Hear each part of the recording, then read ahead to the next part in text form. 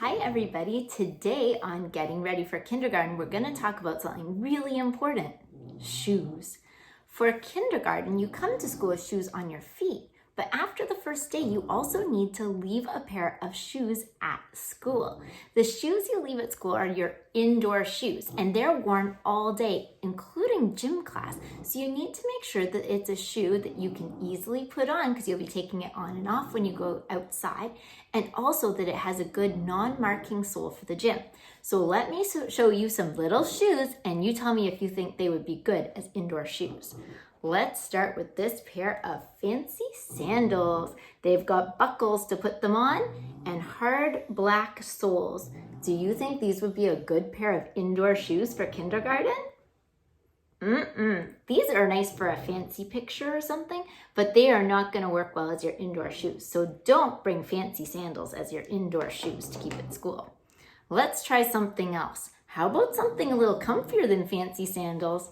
How about bedroom slippers?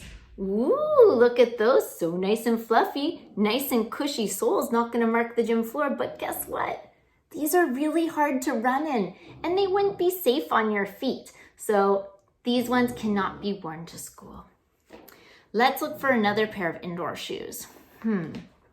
Ooh, I've got a cute pair of boots. These are like Ugg boots, and you know what? They are cozy and comfy, especially in the fall, but guess what? They're really hard to run in the gym in them. They are not safe indoor shoes. Let's try again. Oh, this is a fancy pair.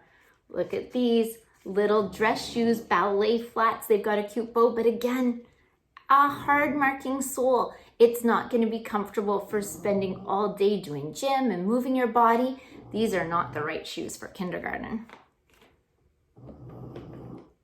Would these be the right shoes for kindergarten? With wheels?